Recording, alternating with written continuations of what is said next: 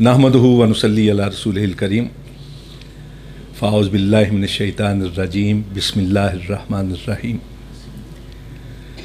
इन्ना आतैनाकल कौसर फसल्लि लिरब्बिका वन्हर इन्न शानियका हुवल अब्तर। अम्मा बाद। लाहौर, सियालकोट आज के दिन जो यौम यकजहती कश्मीर के नाम पर मनाया जा रहा है, वो जोशो खरोश मुझे दिखाई नहीं दिया जो पहले सालों में दिखाई दिया करता था। आपने भी महसूस किया होगा। आज की इस नशिस्त को भी देख के, मजलिस को भी देख के आप समझ सकते हैं क्या वजह है। बेहिसी बढ़ रही है, नाउमीदी बढ़ रही है, या हमारी क़यादत जो काम उसे करना चाहिए था वो पूरा नहीं कर रही।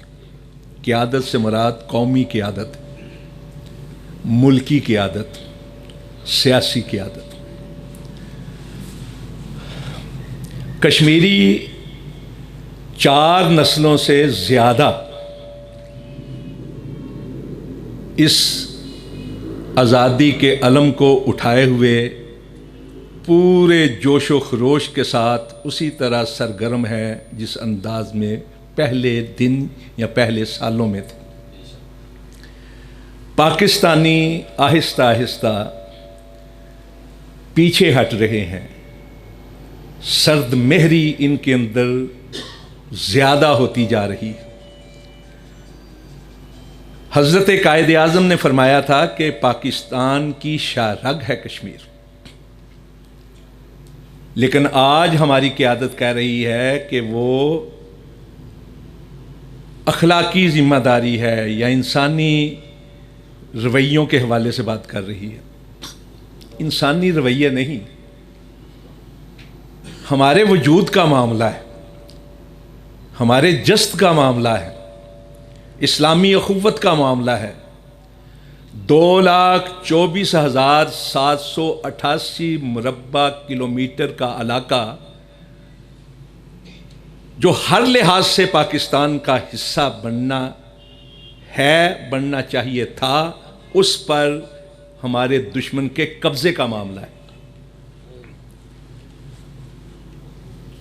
कश्मीरी तो 1846 से पिस रहे हैं जुल्म की चक्की के अंदर। जो इलाका है 2,24,788 मुरब्बा किलोमीटर, उसमें 98% मुसलमान। सिर्फ एक इलाका जो जम्मू का है वहाँ हिंदू हैं 63%, लेकिन हिंदू अकेले नहीं, उनमें सिख भी हैं, उनमें बुद्ध मत वाले भी हैं। लद्दाख में बुद्ध ज़्यादा हैं और वहाँ आज भी हिंदू 12% से ज़्यादा नहीं। बाकी वैली का इलाका है, ये आज़ाद कश्मीर है, गलगित है, बल्तिस्तान है, सारे मिलाकर 95 से 98% बनते हैं मुसलमान। और फार्मूला जो तय पाया था तकसीम हिंद का,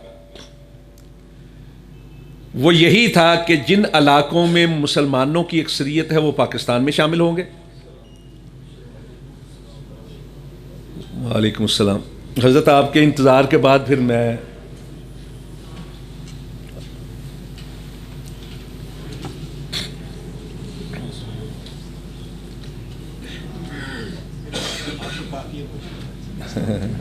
नहीं आपका इंतज़ार कर करके फिर मैं शुरू करूँगा।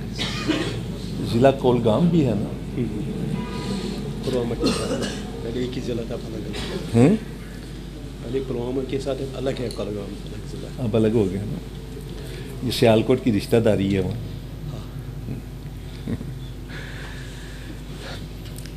तो तकसीम हिंद का जो फार्मूला तय पाया था वो ये था कि जहाँ मुस्लिम अक्सरियत है वो पाकिस्तान में शामिल होंगे, जहाँ मुस्लिम अक्सरियत नहीं वो इंडिया ही का हिस्सा रहेंगे अपनी जगह पर। पहला तो एक मुसलमानों के साथ हाथ ये हुआ कि बंगाल को जो سارے کا سارا آبادی کے لحاظ سے مسلم اکثریتی صوبہ تھا، اس کو 2 حصوں میں تقسیم کر دیا گیا، مشرقی بنگال اور مغربی بنگال۔ کلکتہ وغیرہ جو علاقے تھے ان کو انڈیا میں رکھ لیا گیا، اور باقی جو ہے وہ مشرقی پاکستان کہلایا۔ اسی فارمولے کے تحت وہ مشرقی پاکستان تھا، یہ مغربی پاکستان، حالانکہ درمیان میں 1000 میل کا فاصلہ تھا۔ اسی فارمولے کے تحت فیروز پور ضلع اور گرداسپور ضلع جو ہیں وہ بھی پاکستان کا حصہ بنتے تھے، لیکن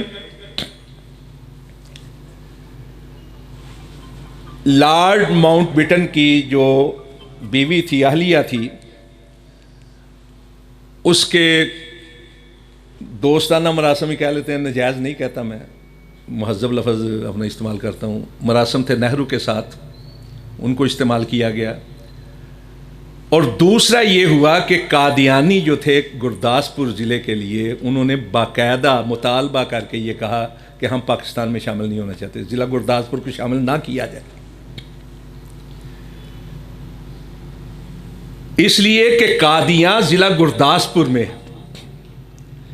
بشیر الدین محمود جو بیٹا تھا مرزا قادیانی کا، اس نے باقاعدہ ملاقاتیں کی وائسرائے کے ساتھ بھی، نہرو کے ساتھ بھی، اور فارمولے کو توڑتے ہوئے کہا کہ تحصیل کی سطح پہ فیصلہ کروائیں، پٹھان کوٹ جو تحصیل ہے اس کو انڈیا میں رکھ لیا جائے، شکر گڑھ پاکستان کو دے دیں۔ یہ شکر گڑھ جو ہے، جو آج ناروال کا حصہ ہے، پہلے سیالکوٹ کا حصہ تھی، ضلع سیالکوٹ میں تھی، اب ضلع ناروال میں ہے، یہ در حقیقت ضلع گرداسپور کی تحصیل تھی۔ پورا ضلع کیوں نہیں آنے دیا؟ اس لیے کہ ایک ہی زمینی راستہ ہے انڈیا کے لیے جو گرداسپور ضلع سے گزرتا ہے کشمیر میں، کھٹوئے والا پل ہمارے شکر گڑھ کے قریب ہے، اور کشمیری مسلمانوں کی رائے کے برخلاف قادیانی انگریز سے یہ توقع کیے ہوئے تھے کہ تقسیم ہند کے بعد کشمیر جو ہے وہ قادیانیوں کی ریاست بنے گی، حالانکہ وہاں قادیانیت نہیں۔ اور یہ بات میں خود نہیں کر رہا، آپ گوگل پہ چلے جائیں، ویکیپیڈیا کھول لیں، کشمیر کی ہسٹری پڑھیں، اس میں باقاعدہ لکھا ہے یہ بات۔ اسی سلسلے میں سری نگر کے ایک محلے میں ایک مصنوعی قبر بنائی گئی جس کے بارے میں یہ کہا گیا کہ یہ حضرت عیسیٰ علیہ السلام کی قبر ہے، اور مرزا قادیانی نے باقاعدہ اس پر ایک کتاب لکھی راز حقیقت کے نام سے، یہ ثابت کرنے کے لیے کہ حضرت عیسیٰ علیہ السلام جو ہیں وہ یہاں آئے تھے ان علاقوں میں، اور یہاں آ کر وہ فوت ہوئے ہیں، ان کی قبر ہے سری نگر کے اندر۔ اس کے جواب میں امام الاسر مولانا محمد ابراہیم میر سیالکوٹی رحمۃ اللہ علیہ نے ایک کتاب لکھی، الخبر الصحیح عن قبر المسیح۔ میں 89 میں گیا تھا انڈیا، تو وہاں جو جمعیت اہل حدیث ہند کا دفتر ہے، وہاں وہ کتاب مجھے دکھائی دی، تو میں نے، وہ جمعیت اہل حدیث سری نگر نے شائع کی تھی، لا کر یہاں پھر ہفتہ روزہ اہل حدیث میں قسط وار شائع کی تھی میں نے۔ اور مرزائیوں کے ساتھ جب کسی کی بات ہوتی ہے تو وہ کوشش کرتے ہیں کہ مرزا کی ذات کے بارے میں، اس کی شخصیت کے بارے میں، اس کے کردار کے بارے میں بات بعد میں ہو، پہلے وہ حیات مسیح کو لا کر بات کرنے کی کوشش کرتے ہیں۔ اور حیات مسیح پر بھی حضرت مولانا محمد ابراہیم میر سیالکوٹی کی بڑی بہترین کتاب ہے، شہادت القرآن، 2 حصوں میں، جو اہل حدیثوں سے زیادہ غیر اہل حدیثوں نے شائع کی، اور اس کی تقریر پیر میر علی شاہ گولروی نے لکھی ہے، اور اس میں انہوں نے کہا ہے کہ اس مسئلے پر یہ حرف آخر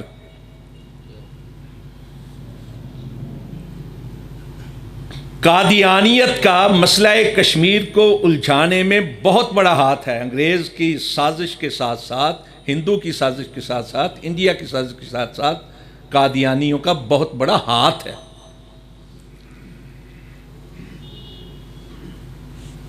1846 میں تھوڑے سکوں کی عوض انگریز نے گلاب سنگھ کے حوالے کر دیا کشمیر کو 2,24,788 مربع کلومیٹر کا علاقہ، چند لاکھ کی نانک شاہی چند لاکھ، اس پر آپ کے سیالکوٹ کے ہمارے مصور پاکستان شاعر مشرق حضرت علامہ محمد اقبال رحمۃ اللہ علیہ نے کہا تھا، دہقانوں کشتو جو خیاباں فروختن، قوم فروختن وچے ارزاں فروختن۔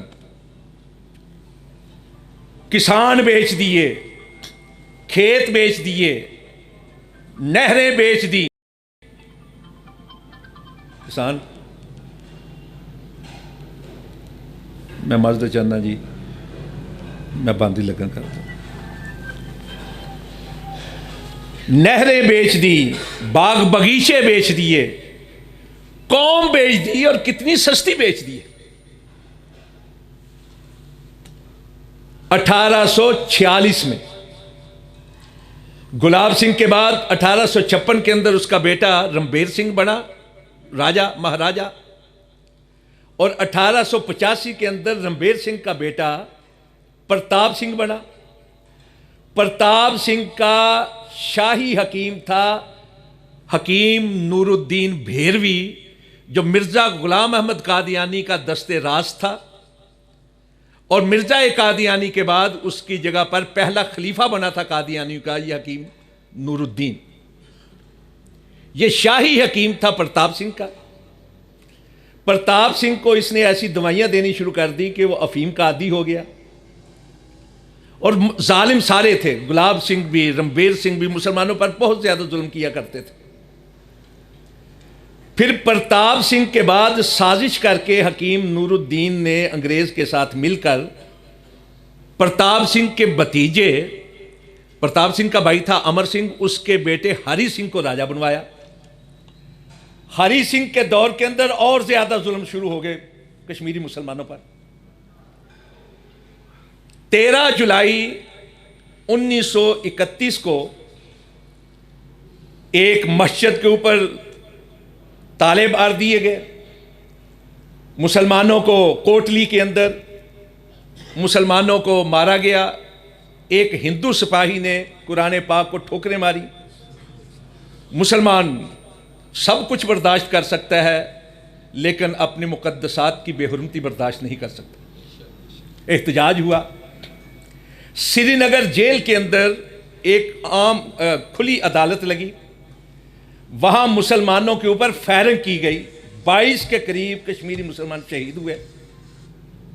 اسی وجہ سے ہر سال 23 جولائی کو شہدائے کشمیر کا دن منایا جاتا ہے۔ اس پر مسلمان پورے بر صغیر کے مسلمان جو ہے سراپا احتجاج ہو۔ شملہ کے اندر انگریزوں نے مسلمانوں کی آواز کو دبانے کے لیے ایک کمیٹی بنوائی، action committee, Kashmir action committee کے نام پر شملہ کے اندر وہ بنی۔ اگست 1931 کو، اور اس کا سربراہ بنا دیا مرزا غلام احمد قادیانی کے بیٹے بشیر الدین محمود کو، اور حضرت علامہ محمد اقبال کا نام بھی اس میں شامل کر دیا، اس لیے کہ کشمیریوں کے سب سے بڑے حامی بر صغیر کے اندر علامہ محمد اقبال رحمۃ اللہ علیہ تھے، اور اس لیے بھی تھے کہ وہ خود کشمیری نسل کے تھے۔ ان کے آباء و اجداد، آج کل پلوامہ پہلے ضلع ہوتا تھا، اب کولگام بنا ہے ضلع، اس کی ایک گاؤں تھا ساپر کے نام پر، وہاں سے تعلق رکھتے تھے، وہاں سے ہجرت کر کے وہ سیالکوٹ میں آئے تھے۔ اور علامہ اقبال تھے جنہوں نے 1894 کے اندر شعر لکھا تھا کہ توڑ اس دستے جفاکیش کو یا رب جس نے روح آزادی کشمیر کو پامال کیا۔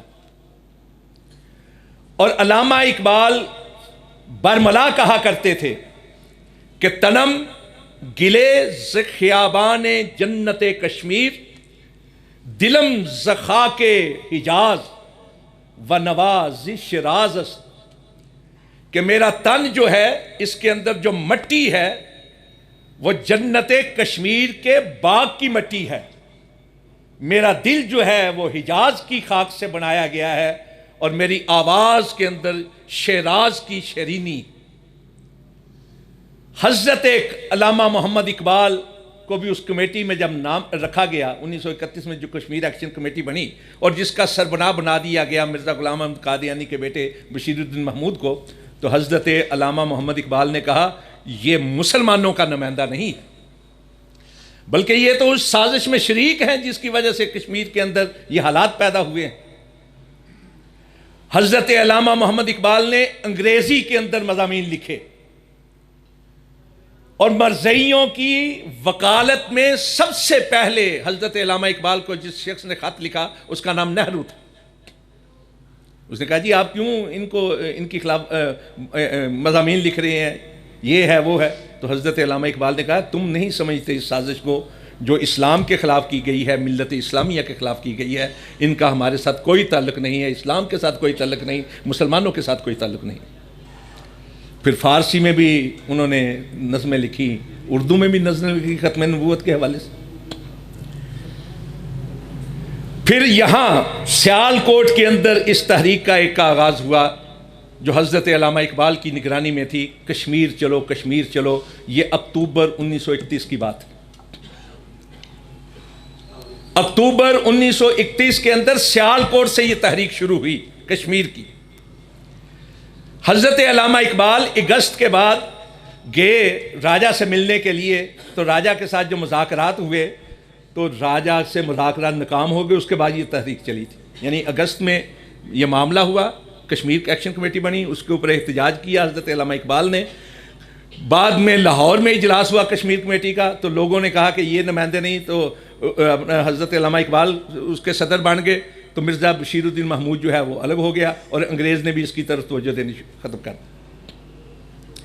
اسی دوران میں جب کشمیر کے اندر یہ معاملہ چل رہا تھا اور 13 جولائی والے واقعے کے بعد جس میں 22 کشمیریوں کو شہید کیا گیا، پورے خطے کے اندر ایک احتجاج تھا برملا. ہر عمر کے لوگ اس میں حصہ لے رہے تھے اور احتجاج کر رہے تھے. اس دوران میں چونکہ باقی علاقہ تو سارے کا سارا جو ہے مسلمانوں کی اکثریت کا تھا، ایک جموں کا علاقہ ایسا ہے جہاں مسلمان تھوڑے تھے.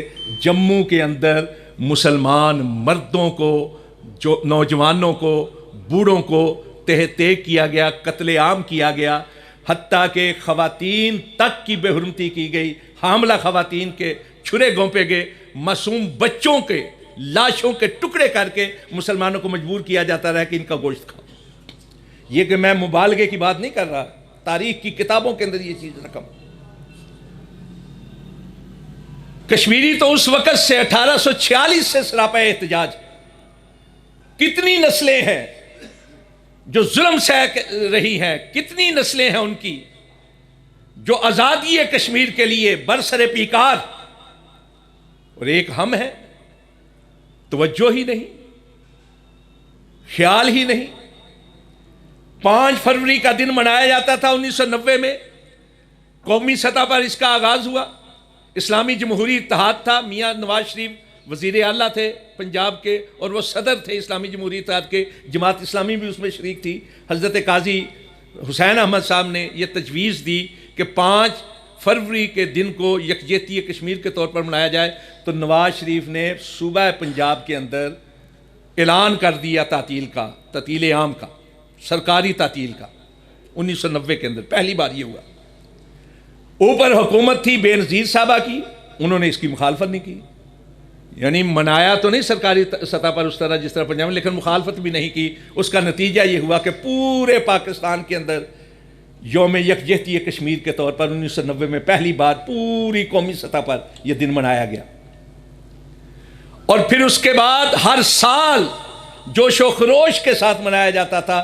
لیکن اب کیا ہوا ہے، اب کیا ہوا ہے، یہ ہے وہ سوال جو میں آپ کے سامنے رکھنا چاہتا ہوں.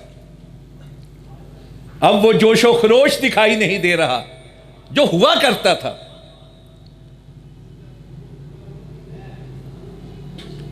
قیادتیں ہوتی ہیں، قومی قیادتیں ہوتی ہیں جو لوگوں کی ذہن سازی بھی کرتی ہیں، لوگوں کو ابھارتی بھی ہے، جوش بھی پیدا کرتی ہے، جذبہ بھی پیدا کرتی ہے.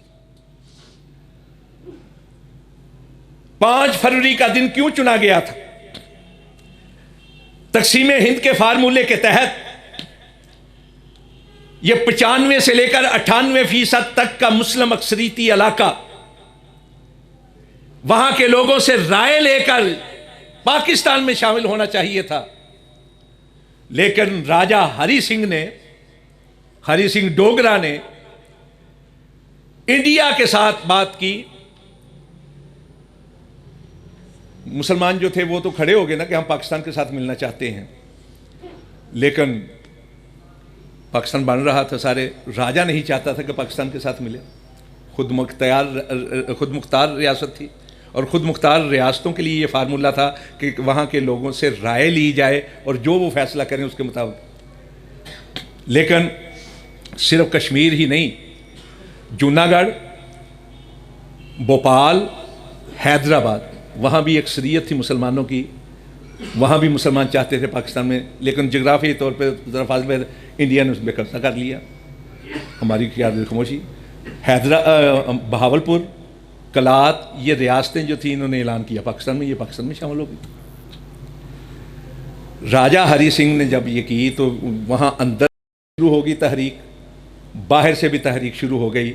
बाहर से कबायली, जिन्हें आज हम दहशतगर्द तसव्वुर करना शुरू हो गए हैं, ये वज़ीरिस्तान के ये कबायली जो है ये शामिल हुए। इन इलाकों के जिसे आज आज़ाद कश्मीर कहा जाता है, यहाँ के कश्मीरी जो हैं वो शामिल हुए। और बाकायदा ये जो आज़ाद कश्मीर है ये इन लोगों ने आज़ाद करवाया है, वरना उस वक़्त जो फ़ौज थी ना उसका सरबराह एक अंग्रेज़ था। मैसूरी जो था वो असल में कमांडर इन चीफ था पाकिस्तान आर्मी का। 4 लाख फ़ौज थी पूरी बरसगीर इंडिया की, उसमें से 1.5 लाख पाकिस्तान के हिस्से में आई थी, 2.5 लाख जो है वो इंडिया के पास चली गई थी। तो 1.5 लाख का जो कमांडर इन चीफ था वो मैसूरी था, लेकिन वो छुट्टियों पर था, तो उसकी जगह पे ग्रेसी का मुकाम था। हज़रत कायद आज़म ने उसको हुक्म दिया कि तुम भी इन मुजाहिदों का साथ दो, लेकिन उसने कायद आज़म की नाफरमानी की, बात नहीं मानी, हुक्म नहीं माना। और ये जितना इलाका जिसे आज हम आज़ाद कश्मीर कहते हैं, ये हमारे कबायलियों और हमारे मुजाहिदीन का आज़ाद करवाया।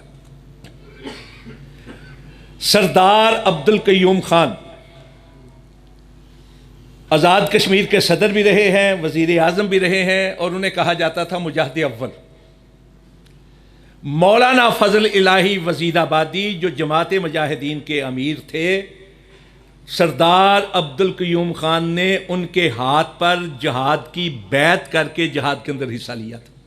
ये बात मैं अपनी तरफ से नहीं कह रहा। 1988 में मुजफ्फराबाद में मौलाना शाह साहब के वालिद यूनुस असरी साहब, मौलाना यूनुस असरी साहब ने जो अमीर थे आज़ाद कश्मीर जमीयत अहले हदीस के, उन्होंने एक कॉन्फ्रेंस करवाई थी मुजफ्फराबाद के अंदर। मैं भी उस वक्त यूथ फोर्स का सदर था पाकिस्तान का, मैं भी शरीक हुआ। तो ये सदर थे अब्दुल कयूम खान, ये वहाँ तशरीफ़ लाए सरदार अब्दुल कयूम। इन्होंने एक लिखी हुई तकरीर पढ़ी, उसके अंदर इन्होंने एतराफ़ किया कि मैंने मौलाना फजल इलाही वज़ीराबादी के हाथ पर बैत करके जहाद कश्मीर में हिस्सा लिया था। तो जब तकरीर फारग हो गए आके बैठे हैं, वो तस्वीर आज भी मेरे पास मौजूद, तो मैंने वो तकरीर जो है ना पकड़ के तो अपनी जेब में डाली, वो आज भी मेरे पास मौजूद है। ये और मज़े की बात ये है, अंग्रेज़ कमांडर इन चीफ ने इनकार कर दिया। राजा हरि सिंह ने लॉर्ड माउंटबेटन जो उस वक्त गवर्नर जनरल था, इधर थे कायदे आज़म, तो इंडिया के अंदर लॉर्ड माउंटबेटन जो वाइसराय आखिरी था वो था गवर्नर जनरल, उसके साथ बात की। उसने कहा इल्हाक करो, तो तब उसने इल्हाक किया 26 अक्टूबर 1947 को, और 27 अक्टूबर को इंडियन फौजें जो हैं वो कश्मीर के अंदर दाखिल हो गई।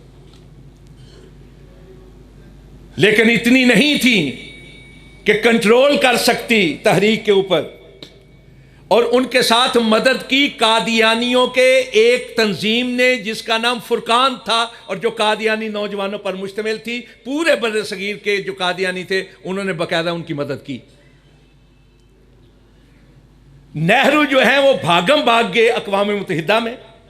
कश्मीर का मसला अक़वाम मुत्तहिदा में ले जाने वाला नेहरू था, जो 1 जनवरी 1948 को अक़वाम मुत्तहिदा में पहुंचा। अक़वाम मुत्तहिदा ने एक करारदाद पास की 5 فروری 1948 کو اس کے اندر یہ کہا گیا کہ جو جہاں ہے وہاں رک جائے. ہم ماحول پیدا کریں گے کہ کشمیریوں کو موقع فراہم کیا جائے کہ یہ اپنی رائے دیں کہ انہوں نے کس کے ساتھ شامل ہونا ہے, انڈیا کے ساتھ یا پاکستان کے ساتھ. یہ 5 فروری 1948 کی اقوام متحدہ کی قرارداد ہے جس کی وجہ سے ہم پاکستان کے اندر پوری دنیا کے پاکستانی اور کشمیری جو ہیں وہ یوم کشمیر کے طور پر 5 فروری مناتے ہیں. لیکن حضرات بات پھر وہی ہے کہ کشمیری تو مر رہے ہیں, کشمیری تو مظالم سہ رہے ہیں, ہم کیا کر رہے ہیں؟ ہم نے صرف اس کو انسانی حقوق کی بات بنا لی ہے.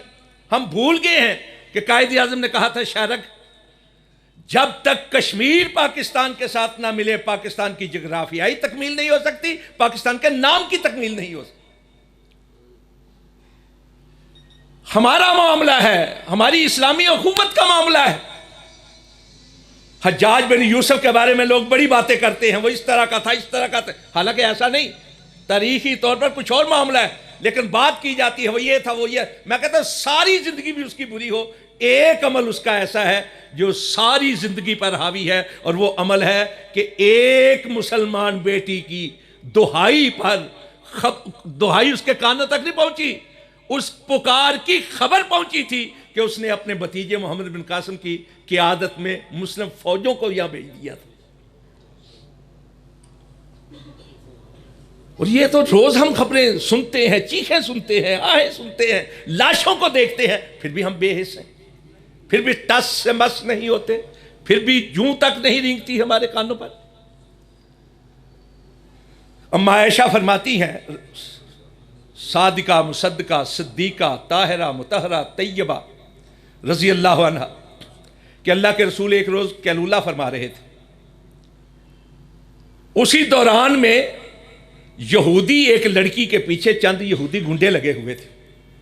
اس نے ایک ایک کا نام دے کر دہائی دی, کسی نے اس کی مدد نہیں کی. بھاگتی بھاگتی وہ پیارے رسول کے در اقدس پہ پہنچ گئی اور اس نے پکارا, واہ محمدہ, واہ محمدہ, واہ محمدہ, ہائے محمد بچاؤ بچاؤ, دہائی دی.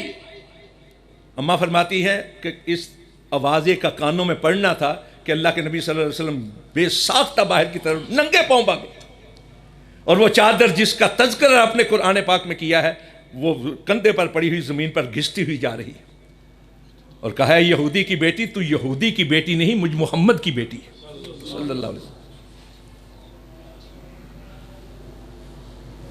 ہم اس نبی کا نام لیتے ہیں جو غیروں کی بیٹیوں کی محافظت کیا کرتے تھے, ان کے سروں پہ چادریں رکھا کرتے تھے, اور آج ہماری بہنیں, ہماری بیٹیاں, ہماری مائیں محمد کریم کی بیٹیاں دہائی دے رہی ہیں, اور ہم ٹس سے مس نہیں ہو رہے. مجھے آج بھی جھنجھوڑتے ہیں وہ الفاظ جو آزاد کشمیر کے سابق وزیر اعظم راجہ فاروق نے کہے تھے.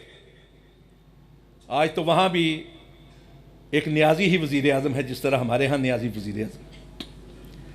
راجہ فاروق نے پاکستان کی قومی قیادت کے سامنے بیٹھی ہوئی تھی, قیادت, سیاسی قیادت بھی, فوجی قیادت بھی. اس نے کہا تھا روتے ہوئے نمناک نم آنکھوں کے ساتھ, اس نے کہا تھا کہ کشمیر کی مائیں اور بہنیں, بیٹیاں دروازے کھول کر دیکھ رہی ہیں کہ کب پاکستان کی فوج آئے گی اور ہمیں مظالم سے نجات دلائے گی. اور جھنجھوڑتے ہوئے اس نے کہا تھا جب سارے کشمیری مر جائیں گے تب کچھ کرو گے. 5 فروری کا دن ایک رسم کے طور پر وہ بھی جوش و جذبے سے خالی ہوتا جا رہا ہے. اس کی بنیادی وجہ یہ ہے کہ 5 اگست 2019 کو انڈیا نے سرے عام 370 آرٹیکل کو ختم کر کے سارے کے سارے علاقے کو انڈیا کے اندر شامل کرنے کا اعلان کیا. اور ہم کیا ہے اپنے گھروں کے اندر جمعے والے دن آدھا گھنٹہ کھڑے ہوا کریں گے. چند جمعے کھڑے ہوئے ہیں, اپنے گھر میں کچھ بھی کرو, کیا اس سے کیا فرق پڑا ہے؟ اب وہ آدھا گھنٹہ کھڑا ہونا بھی چھوڑ گئے ہیں اور آج کہہ رہے ہیں ہم اخلاقی طور پر کشمیریوں کے ساتھی ہیں. کوئی احساس نہیں رہا کہ کشمیر پاکستان کی شہرگ ہے. کوئی احساس نہیں رہا کہ 2,24,788 مربع کلومیٹر کا علاقہ پاکستان کے اندر شامل ہونا چاہیے. بے حسی سی بے حسی ہے، بے حسی سی بے حسی ہے. جتنا بھی ماتم کیا جائے اتنا ہی کم.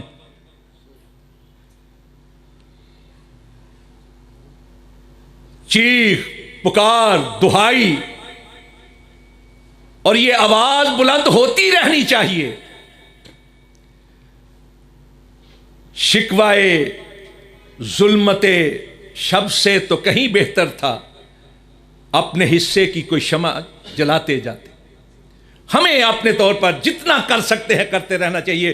ضمیروں کو جھنجھوڑنا چاہیے، کانوں میں آوازیں دینی چاہیے، پکار کرتے رہنا چاہیے، دہائی مچاتے رہنا چاہیے. شاید کبھی خواب غفلت کی نیند سوئے ہوئے یہ لوگ کھڑے ہو جائیں. قومی کی عادت، سیاسی، یہ مذہبی لوگ ہیں، مذہبی لوگ تو کر رہے ہیں، آج بھی کر رہے ہیں، کل بھی کر رہے، کرتے رہیں گے. جتنی حیثیت ہے اس سے بڑھ کر کرنے کی کوشش کرتے ہیں. لیکن اصل ذمہ داری قومی قیادت پر عائد ہوتی ہے، مقتدر پارٹیوں پر عائد ہوتی ہے. وہ لوگ جو پاکستان اور کشمیر کے نام پر ایک دوسرے کی ٹانگیں کھینچتے اور ایک دوسرے کو برا کہتے ہیں، ان پر ذمہ داری عائد ہوتی ہے. 2019 5 اگست سے لے کر آج تک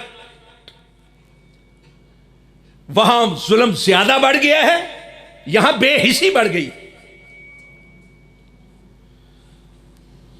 اپنے بچوں کو بتائیں کہ کشمیر کا مسئلہ ہے کیا، کشمیر کے ساتھ ہمارا تعلق ہے کیا.